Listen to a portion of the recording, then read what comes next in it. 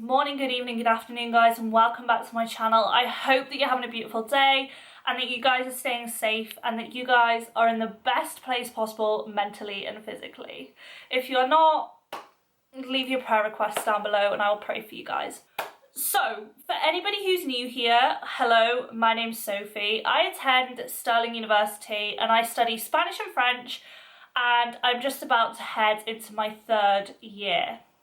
I'm also a swimmer. I swim open water and pool swimming, and I swim at Scottish Nationals, British Nationals, places like that. I should have been heading out for my first international meet at Best Fest this year, but unfortunately it got cancelled.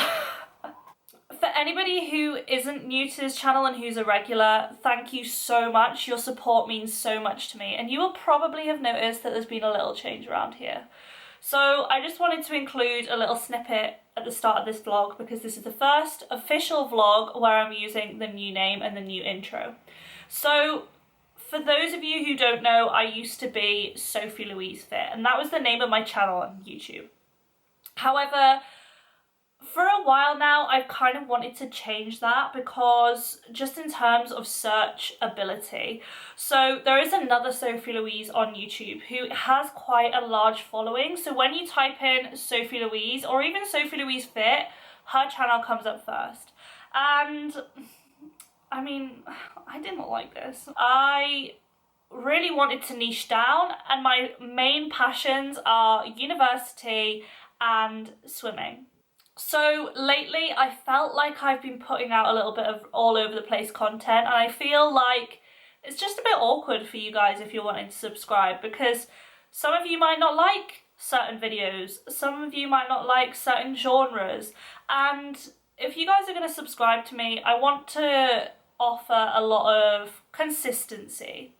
So that's why from now on I will be posting university related videos, hence the study part, and swimming/sport related videos, hence the swim part. So from now on I will be called Study and Swim, and that is just the way that I wanted to rebrand the channel. So today's video is a question and answer, a Q&A about university life. So I asked the question on Instagram, what do you guys want to know about university? Whether or not that's a university in general, University of Stirling, Stirling as a city, anything related to university life.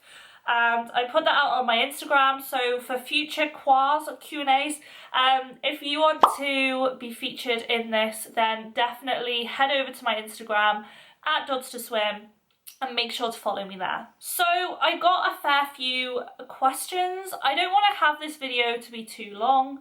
I am just going to blast through them. So the first question I have is, do universities send rejection emails or do they just not get back to you? And I don't know if this is in relation to UCAS or if this is in relation to results day. So I'm going to tackle both of them. So in terms of results day, I think I got rejected from one university, and I can't remember which university it was now. But you'll get notified through UCAS whether or not your application has been accepted, rejected, and if it's been accepted, it'll give you if it's a conditional or unconditional offer. So in terms of UCAS, yes, you get notified if you get rejected. In terms of on results day, usually they don't say that you've been rejected, they only tell you that they've accepted you. So I mean, I had a little bit of drama on my results day, so I will probably do a video about my UCAS experience because it's not like most people's, let me tell you that now. It was pretty stressful.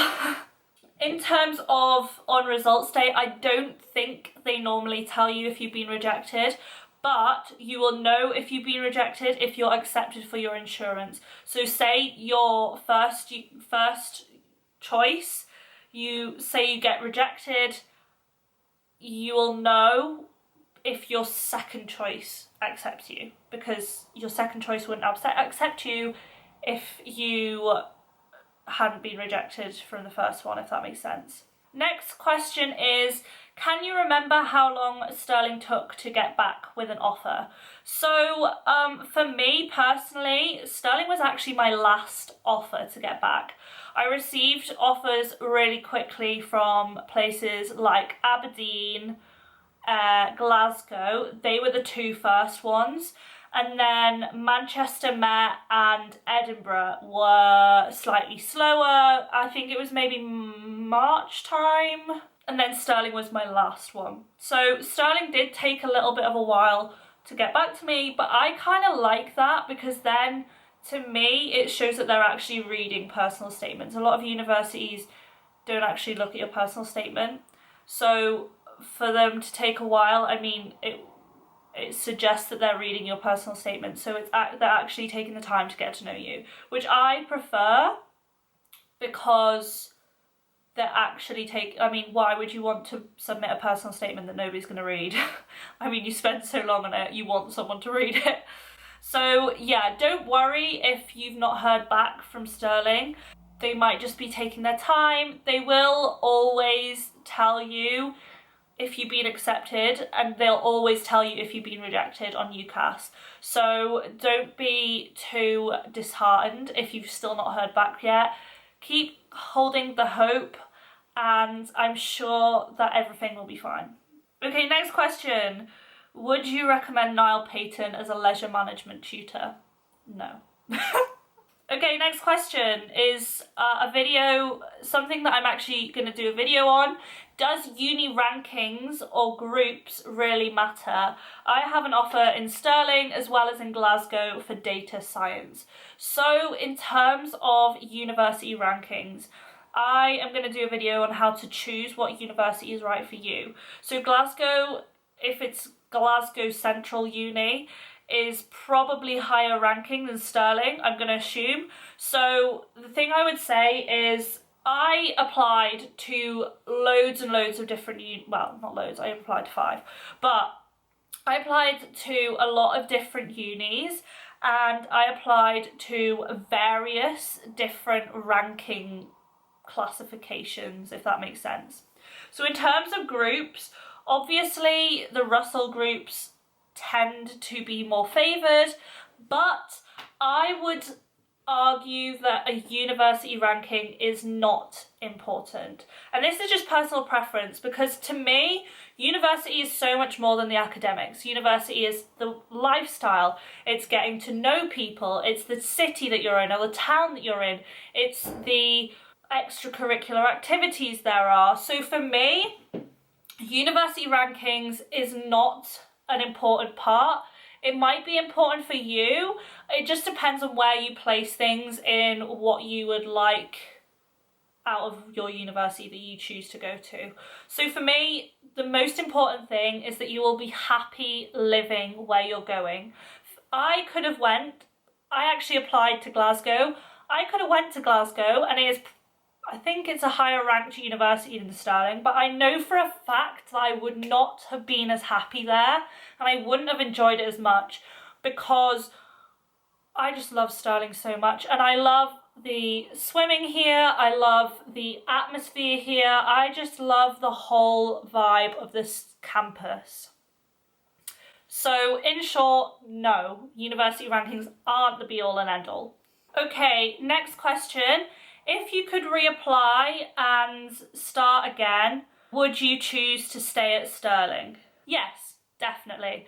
I would choose Stirling over and over again. I don't regret my decision at all, and I know for a fact that this is the place for me, and this is exactly the place where I want to live, especially at the moment. Do I see myself living here forever? No. But I basically moved out when I came to university. I've not moved back in with my parents over summer or anything. I've stayed in Stirling since the very first day that I came here, and that's because I just love the area so much, and it is a place that I can just see as home. So yes, I would apply for Stirling again if I was back in sixth form. Next question. What are language lectures and seminars like? So this is very specific to the university, so obviously I can only provide anecdotal evidence from Stirling. I don't know what other universities are like, so this is just what Stirling's like. So in terms of lectures for Spanish and French, I have done a video from a review from my first and second year, both of Spanish and French. So if you are interested in Spanish and French at Stirling, definitely go and check those videos out because they will be really useful for you. But in terms of language lectures at Stirling, the lecture is geared around the cultural aspect. So the lecture is, we have one lecture a week for Spanish, one lecture a week for French, and it's an hour long, especially in first and second year, and they cover the cultural aspects. The seminars is where it splits up and it's in more detail. So a language lecture, you kind of just sit there, you listen. It's always a really interesting topic, I'm not gonna lie, I'm a bit of a nerd. And you just sit there and the lecturer will explain something to you. It's not normally on a literary text or a film, it's normally on the background. So for example, it could be on the Spanish Civil War or Franco's dictatorship. It could be more historical, but it also could give you examples from the literary text that you're studying. It just depends really, but mostly it's normally about the culture and the history of the time. In terms of seminars at Stirling, obviously, there are different seminars. So in Spanish, there are 2 language seminars and a culture seminar. The language seminars go into the language, is pretty obvious. They go into grammar, they go into speaking, they go into writing, they do all sorts of stuff. And the culture goes into the literary text that you're working on and the historical backgrounds to back that up. So obviously my first and second year reviews go into more detail of that, but as in short, that's the way the Spanish is. French, there's actually 3 different seminars rather than 2. So in Spanish and French, it's just language and culture, which is quite simple. French, there is culture, written language, and then spoken language. So their language is separated rather than it being just 2 separate ones of the same classification. One is specifically for written and one is specifically for spoken. So in the culture, again, you go into the literary text, the historical background and stuff like that, etc, etc. And in the written language, you go into the grammar, you do some exercises. Actually, I have my textbook here. So you go, this is the French textbook. You basically go through this in written language and you will prepare stuff in advance for this class, and you will have read up about, let's say you're doing the personal pronouns, you will have prepared questions in advance, and then you will basically check that you're on the right lines, and then you'll go into more detail with it.